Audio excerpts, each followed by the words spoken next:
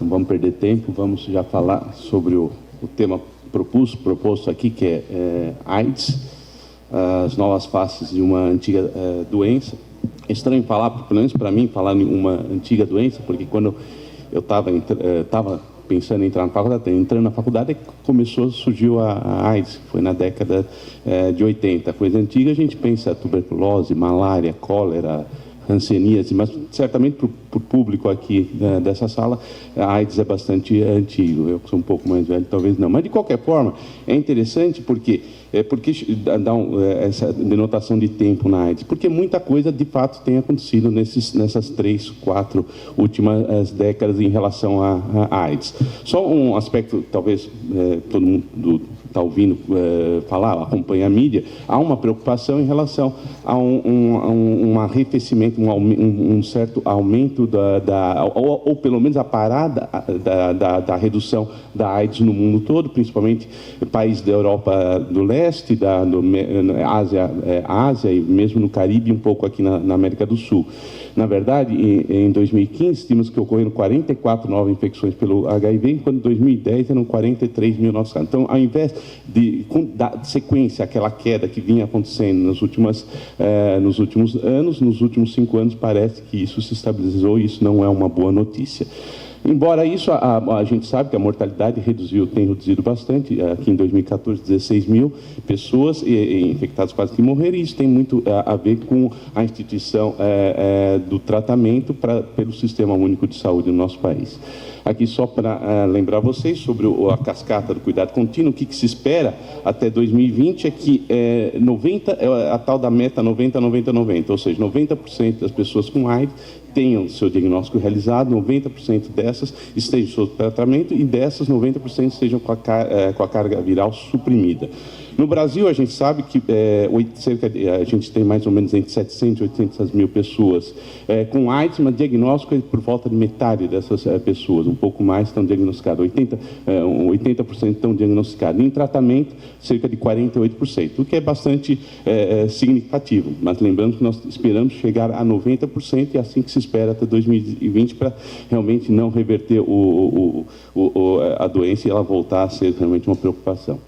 Bom, o que mudou bastante em relação à AIDS? Basicamente a terapia antirretroviral, o TARG, né?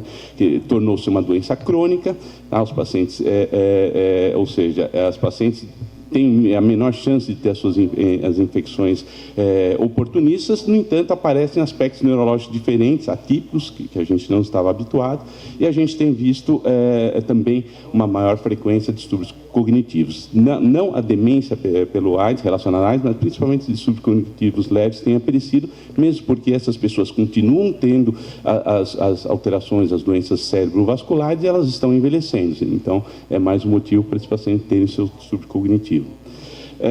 O que é preciso para a interpretação da imagem?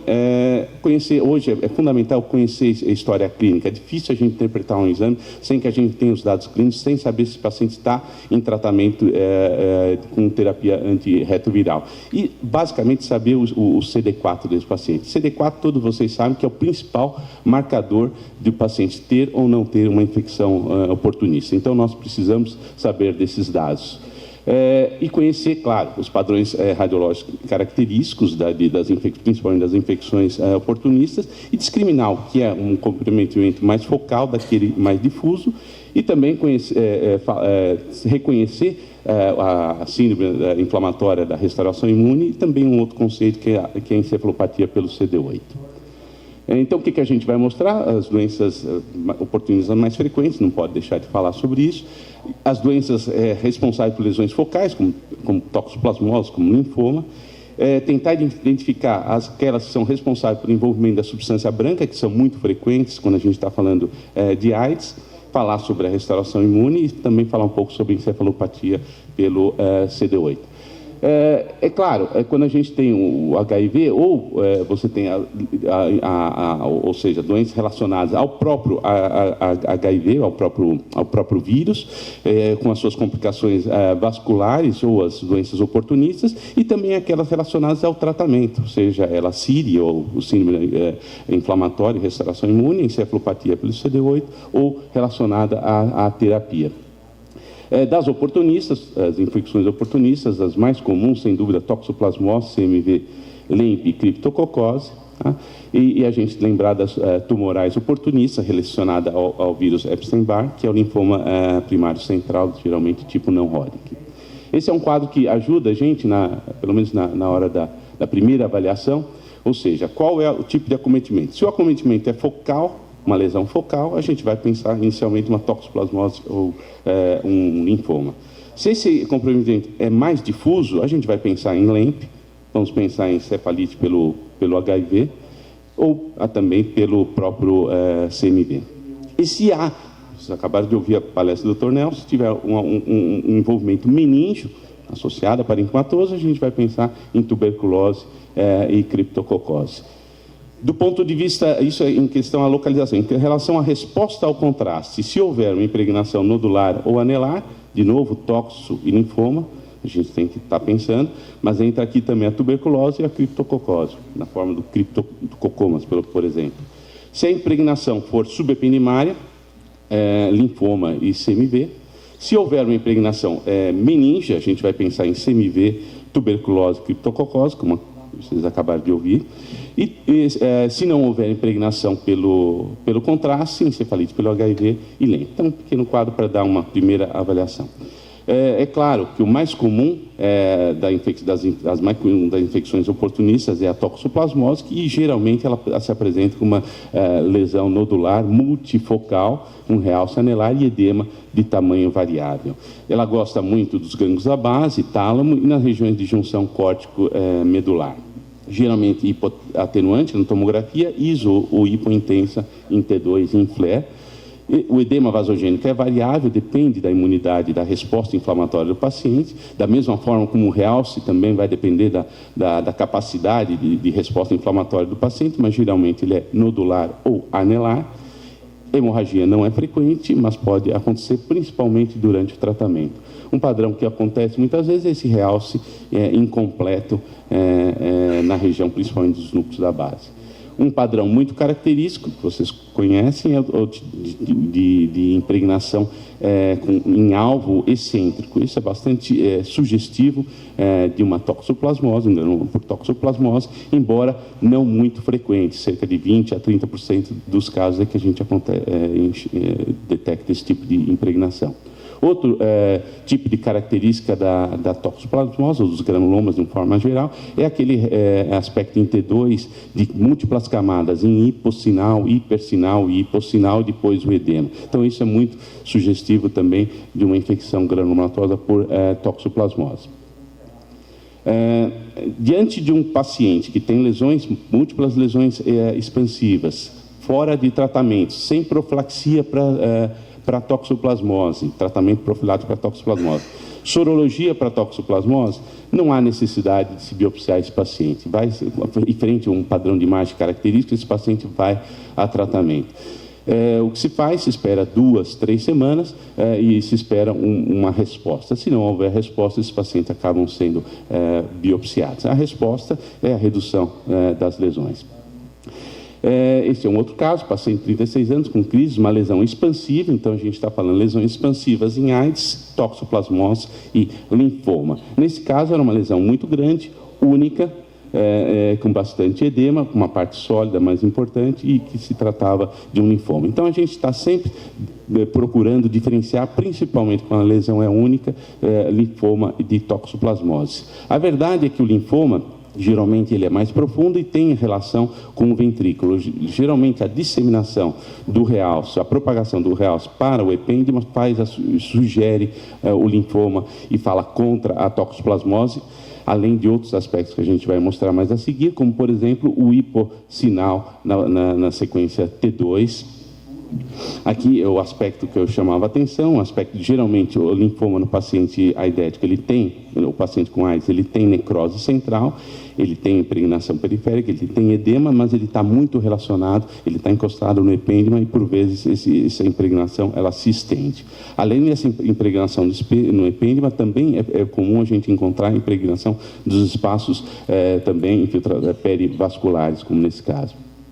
Então, basicamente, o linfoma, predileção por essas regiões próximas aos ventrículos, gânglios base, corpo caloso, a substância branca periventricular, tálamo, principalmente os lobos frontais, são os lobos mais volumosos que nós temos, por isso é mais frequente lá. A atenuação é variável na tomografia, geralmente iso ou hipointenso em T2, edema moderado, necrose central, é bastante frequente, e o realce, ele é sólido ou anelar, não costuma acontecer hemorragia. Então, aquela dúvida sempre, a toxoplasmose é linfoma. Na tomografia, se eu encontrar uma massa hiperatenuante ou hiperdensa, periventricular, eu vou pensar principalmente em linfoma, sobretudo se houver um aspecto de impregnação de disseminação subepinimária. Em relação a uma massa com iso ou hipossinal em T2, eu vou pensar também em linfoma. Já uma lesão nos núcleos da base, vou pensar mais em toxoplasmose, e um realce, que a gente já chamou atenção em alvo recente, que eu vou pensar mais em toxoplasmose, como é esse o caso que a gente já demonstrou. A hemorragia, ela pode ocorrer nos dois, mas ela é um pouco mais frequente na toxoplasmose, principalmente durante o tratamento. Em relação à técnica de perfusão, em ressonância, eu vou ver na toxoplasmose, como outros processos inflamatórios granulomatosos, uma hipoperfusão, diferente do linfoma. Picos de lipídio e lactato na toxoplasmose são mais significativos quanto à depressão dos demais picos. Pico de colina no linfoma, lesão neoplásica. E o aspecto de restrição à difusão no linfoma devido à sua alta celularidade. Então, aqui um exemplo, múltiplas lesões na fossa posterior, cerebelo, aqui em T2 com hipossinal, aqui existe até um halo de hipersinal em T1. Quando a gente faz a espectroscopia, pelo menos de uma dessas lesões, a gente vê praticamente uma ausência dos demais picos e um grande pico de lipídios. Então, isso sugere muito mais uma lesão inflamatória infecciosa do que, por exemplo, um linfoma não esperaria um pico de colina. A perfusão colabora, nesse caso, duas das lesões que a gente percebe aqui não mostram um aumento, ao contrário, são lesões frias, então sugere o diagnóstico da toxoplasmose. Quando existe um comprometimento, a gente mostrou naquele quadro, de parênquima, mas também do espaço leptomeníngeo, a gente começa a pensar em outra situação. Não pensa em toxoplasmose, a gente vai pensar, por exemplo, em tuberculose ou criptococose. Tá? Então, esse aqui é um exemplo de impregnação leptomeníngea, como vocês vêm aprender agora há pouco, e com edema, com envolvimento do parênquima. Então, uma hipótese importante que deve se colocar é a criptococose, o diagnóstico diferencial também é de tuberculose nesse tipo de paciente. Geralmente acontece a criptococose paciente que tem um CD4 bastante baixo, abaixo de 100 células por milímetro cúbico. Geralmente o aspecto de imagem vai ser de uma meningoencefalite, eventualmente criptococomas. Os pseudocistos gelatinosos são bastante típicos, são esses espaços de Virchow-Robin ocupados por esse material gelatinoso, tá? E hidrocefalia relacionada a esse quadro meningoencefalítico. Aqui é um caso de um paciente de 27 anos, veja um CD4 bastante imunodeprimido, com crises, e tetraparesia com uma evolução de 3 semanas. O que a gente observa nessa ressonância, um edema bastante importante aqui na alta convexidade, um edema vasogênico importante. Aqui, quando se injeta o contraste na sequência sagital, acho que serve bem para demonstrar o que o Dr. Nelson mostrou na aula anterior. A gente percebe uma impregnação do leptomeníngea, vejam, tá? E talvez também uma impregnação pacmeníngea, mas principalmente leptomeníngea. Então, a gente está pensando aqui numa criptococose ou numa tuberculose. Na convexidade, é menos frequente a tuberculose. Você sabe que a tuberculose produz, como a gente vai demonstrar a seguir, principalmente uma meningite de base, de cisternas da base. Tá? Esse paciente aqui era antes do tratamento, tá? E aqui, aquele mesmo aspecto que a gente tinha demonstrado, esse paciente tinha látex positivo no líquor para criptococose, ele tratou durante 2 semanas, acho que já na 3ª semana ou um mês após, sem uso de corticoide, a gente já tem uma resposta bastante boa aqui, demonstrada pela ressonância magnética, com praticamente quase que a resolução completa da impregnação e principalmente do edema. tá? Então, era um quadro de criptococose. E as lesões difusas? A gente falou muito das lesões focais, as lesões difusas. São aquelas relacionadas ao vírus do HIV ou ao CMV e LEMP, né, como a gente vai demonstrar mais para frente. Então, primeiro, falando sobre o CMV, que é um vírus parente lá da mesma família do herpes vírus, que está na forma latente na população geral, mas o imunossuprimido, ele tem chance de se manifestar. O mais comum é o paciente ter uma meningoencefalite ou uma ventriculite, mas pode também ter mielite, polirradiculite ou retinite. Como eu disse, os pacientes com CD4 bastante baixo, com imunidade bastante rebaixada, têm mais chance de se manifestar a encefalite ou a meningoencefalite por CMV. Geralmente, a gente tem achados bastante inespecíficos, muitas vezes os exames são normais, tanto a tomografia como a ressonância magnética. Algumas vezes vemos áreas de hipersinal em T2 em flare, ou seja, áreas que sugerem desmineralização na substância branca cerebral. É possível também observar uma impregnação do epêndima, fazendo diagnóstico de ependimite, e esse é um aspecto que sugere bastante ao acometimento por CMV. Esse é um quadro de um paciente com CMV, diagnosticada pelo líquor, pelo PCR no líquor, se encontra de CMV através do PCR, e a gente via áreas de hipersinal. Então, é bastante inespecífico, mas geralmente elas são periventriculares. Mas é um achado bastante inespecífico a ressonância magnética. Fica um pouco mais fácil de fazer esse diagnóstico quando a gente percebe uma impregnação do epêndima dos ventrículos, o que seria o aspecto de ependimite, que é bastante característico da infecção por CMV.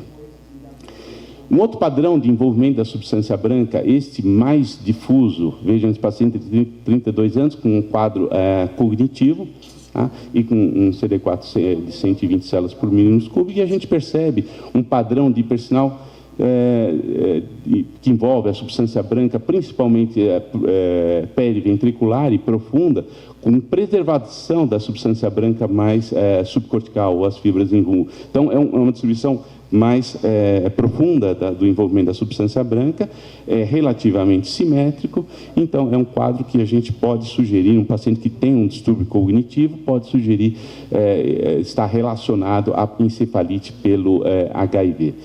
Vejam que, além da alteração de sinal da substância branca, nós também percebemos um quadro de redução de volume do cerebral. Então, uma atrofia cerebral relacionada à infecção pelo vírus. Então, como é que o padrão mais comum é de atrofia cerebral difusa, como a gente já chamou a atenção, ao envolvimento da substância branca difuso, geralmente periventricular, e na tomografia, eventualmente com uma hipoatenuação, na ressonância com um hipersinal em T2 e flare. E o que pode se observar quando faz-se a ressonância magnética é uma redução do NA, um aumento da colina e um aumento do mionisotol decorrente da astrogliose. Então, esse é o aspecto mais comum, a tomografia de uma encefalopatia ou encefalite pelo HIV, de um quadro de atrofia cerebral. Então, e a verdade é que os pacientes estão envelhecendo, os pacientes estão em tratamento, e cada vez mais a gente vai vendo o envolvimento, a gente vai vendo menos infecções oportunistas, mas vai vendo esses pacientes que vão assumindo esse padrão ao longo do tempo, ou seja, de uma atrofia relacionada ao vírus. Estudos, não é o caso aqui de entrar em detalhe, mas existem vários estudos, tanto de DTI como estudos de volume, por exemplo, utilizando uma ferramenta que é o FreeSurfer, medindo as estruturas corticais e subcorticais. Nesse caso, ele mediu em uma população controle, em uma população portadora do vírus, o núcleo caudado e nítida a diferença de volume do caudado aqui dessa estrutura no pacientes com HIV. Então, existe uma redução ao longo do tempo do volume das estruturas cerebrais. Outros métodos, como DTI, também têm demonstrado uma modificação da difusividade e também uma modificação da anisotropia fracionada em pacientes relacionados à encefalite pelo vírus, e também esses pacientes que têm distúrbio cognitivo leve, mas a gente não vai falar sobre isso agora. A espectroscopia, eu mencionei para vocês, é inespecífica a alteração, no entanto, o que se vê é uma redução do NA em relação à creatina e principalmente um aumento do inosmil e inositol. Isso tem sido usado até para acompanhamento de tratamento em pacientes com quadros cognitivos.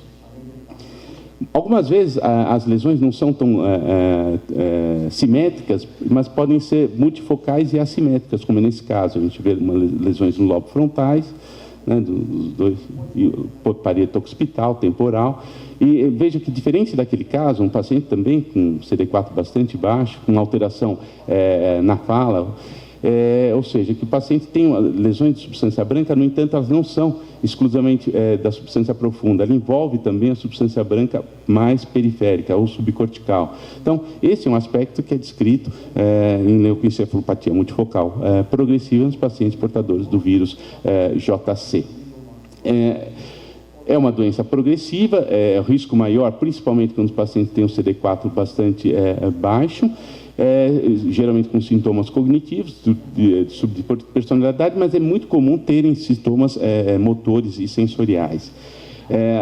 O mais importante dizer no dia de hoje, além desse aspecto que a gente vai chamar mais atenção, de múltiplas lesões, é que com pacientes sob tratamento, o que significa dizer que esses pacientes têm uma maior chance de sobrevida. Antes da TARV, esses pacientes tinham uma chance de óbito muito alta. Cerca de 10% dos pacientes com LEMP sobreviviam sem a terapia que a gente conhece hoje. Hoje, com a terapia antirretroviral, a chance de sobrevida chega, em algumas séries, até 75% dos pacientes com LEMP sobrevivem. Então, mudou muito a chance desses pacientes sobreviverem. Aqui, um paciente de 39 anos, com CD4 bastante baixo, mostrando aspecto característico, uma lesão subcortical, outra aqui parietal. E é interessante que esses pacientes têm uma restrição, difusão restrita na periferia e uma difusão facilitada, como já foi falado aqui há pouco, bastante característico da LEMP. E vejam que o marcado hipossinal em T1 e sem impregnação, esse é o aspecto mais característico da LEMP no paciente que não está em tratamento. Então, vejo que isso é com contraste. Então, lesões multifocais, periféricas, substância branca subcortical, sem impregnação pelo contraste. Esse é o aspecto mais comum que a gente já viu. E na espectroscopia, como é uma lesão que envolve óleo dendrócito, que envolve a quebra da mielina, a gente vai ter, por consequência, um aumento da colina. Tá? Aqui um outro exemplo, um paciente MAI com múltiplas lesões, inclusive aqui no tálamo, e a gente vê a evolução desse paciente em pouco tempo, em julho, novas lesões. Então, uma doença cuja a evolução é bastante rápida se não houver o tratamento. Um aspecto que foi descrito recentemente esse aqui, a evolução do paciente com LEMP, 22, 77, 105 dias após a LEMP. Aqui é uma fileira em SWI, em FLAIR e SWI. E só para demonstrar que em SWI tem demonstrado essas áreas de suscetibilidade magnética córticos, subcorticais, e que vão progredindo com o tempo em relação em pacientes com LEMP. Então, o aspecto não sabe o que é isso, talvez seja depósito de ferro relacionado a LEMP. Então, é um aspecto que tem sido descrito em pacientes com LEMP.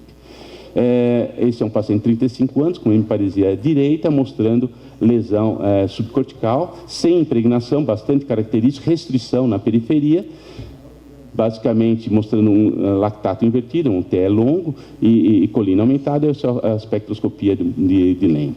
Esse paciente iniciou com a TARV, ele não tinha o diagnóstico, ele começou a terapia retroviral, não apresentou melhora, realizou nova ressonância após 2 meses e uma piora brutal da imagem. Então, é a piora paradoxal que a gente chama da infecção oportunista que ele tinha. Vejam que há mais áreas de restrição, começam a aparecer áreas de impregnação, ao contraste, lembram uma impregnação de distribuição perivascular, então um aspecto não comum na lente, mas que, sob tratamento, esse paciente passou a apresentar. O líquor era positivo para JC, é o que a gente define, esse paciente desenvolveu um quadro de CIRI, ou o íris do inglês LEMP, ou seja, ele desenvolveu uma síndrome inflamatória e reconstituição imune. Esse é o problema dos pacientes, principalmente em um mundo em desenvolvimento, em que não tem o diagnóstico precoce, e ele faz o diagnóstico em cima de uma infecção oportunista e começa a fazer o tratamento com a terapia antirretroviral e com uma infecção oportunista concomitante. Por isso, ela é mais incidente, a íris, ou assim, inflamatória,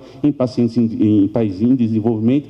Ao contrário, aqueles pacientes desenvolvidos, ou seja, o paciente não tem tempo de desenvolver a infecção oportunista e já é tratado. Então, a chance dela aparecer é quanto pior a imunodepressão do paciente quando ele tem uma infecção oportunista. Tá? E é sempre o dilema, né, distinguir o quanto que é alteração inflamatória e o quanto que ainda é a infecção oportunista. Aqui um outro exemplo, aqui da literatura, mostrando um paciente com uma lesão típica de LEMP que piorou muito após o início da TARC. Aqui é um caso nosso, lá da Escola Paulista, um paciente com criptococose, estava bem tratado, a imagem era normal e estava bem tratado da sua meningocriptococose. No entanto, ele tinha um CD4 bastante baixo, iniciou tarde, após alguns meses começou a aparecer manifestações mais evidentes da sua criptococose, então ele estava fazendo um quadro de íris criptococose.